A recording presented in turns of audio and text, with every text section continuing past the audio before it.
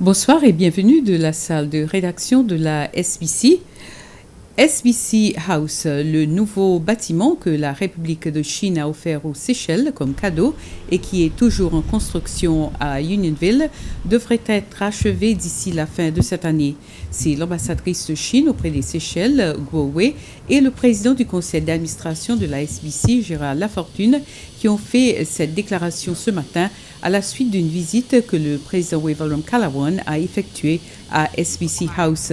Monsieur Lafortune a déclaré qu'en dehors de la pandémie de COVID-19, qui était la principale raison pour des retards dans l'achèvement du projet, il y avait aussi la nécessité d'apporter certains ajustements au bâtiment. Pour sa part, l'ambassadrice de Chine, Guo Wei, a déclaré que la visite présentielle donnera davantage de l'élan à ces travaux de construction. La visite a pu encourager sûrement les autorités compétentes des deux côtés, chinoises et séchelloises, pour renforcer la coordination et la coopération afin de terminer, d'accomplir ce projet dans le plus tôt possible. On a fort d'espoir de pouvoir terminer avant la fin d'année, j'espère.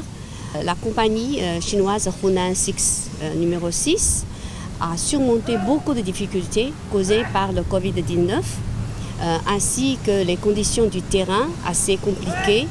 Et aussi, il y a des intempéries, etc. Mais quand on voit ici maintenant l'avancement du projet, on est quand même assez satisfait.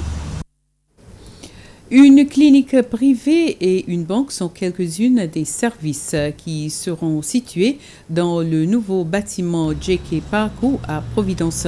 Ce sont le président Wavelam Callawon et Rosita Parkou qui ont dévoilé hier une plaque commémorative pour ouvrir officiellement le bâtiment construit à un coût de 17 millions de roupies. La construction du bâtiment de 2 étages avait débuté en octobre 2019 et s'est achevée en mars de cette année. L'un des locataires du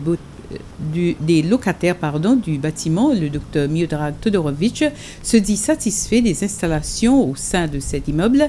Il a dit que c'est parce que le bâtiment est spacieux, a son propre parking privé et est facilement accessible aux personnes à mobilité réduite grâce aux rampes et ascenseurs dans l'immeuble. Le ministre des Finances, de la Planification nationale et du Commerce, Nadi Hassan, a conduit ce matin une délégation à une visite des installations sportives de Roche-Caïman.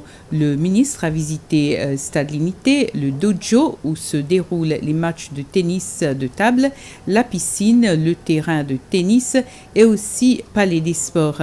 Le secrétaire principal à la jeunesse et au sport, Ralph Jean-Louis, le directeur général du Conseil national des sports, Jean Larue, des membres de la commission des médias, des sports et de la culture à l'Assemblée nationale ont également formé partie de la délégation à Roche-Caïman. C'est le 23 de ce mois que la Cour suprême continuera avec l'affaire Farine Rajan et le couple Valabji. Les accusations sont centrées sur la création d'un faux document censé être un accord de prêt qui avait permis l'achat d'actions évaluées à 4 millions de dollars américains dans une société à Singapour en 2016. Ce matin, au tribunal, la Commission anticorruption des Seychelles a présenté une avocate venue d'Angleterre, Karen Robinson, qui l'aidera dans l'affaire. Elle est arrivée dans le pays ce mardi et avait demandé au tribunal plus de temps pour se familiariser avec l'affaire.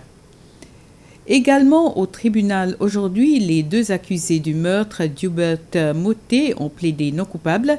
Le meurtre a eu lieu à Saint-Louis le 11 février de cette année. Ryan Underwood, âgé de 33 ans, qui est le premier accusé dans l'affaire, avait déjà été accusé d'un meurtre. Selon l'accusation, sa compagne, Steffi Robert, âgée de 26 ans, a été accusée d'avoir aidé à commettre ce crime. Les 2 accusés sont maintenus en détention provisoire pendant encore 14 jours. L'affaire devait commencer à être entendue devant le tribunal d'ici octobre de cette année. C'est sur cette information qu'on se quitte. Merci à vous de nous avoir suivis. Bonne soirée.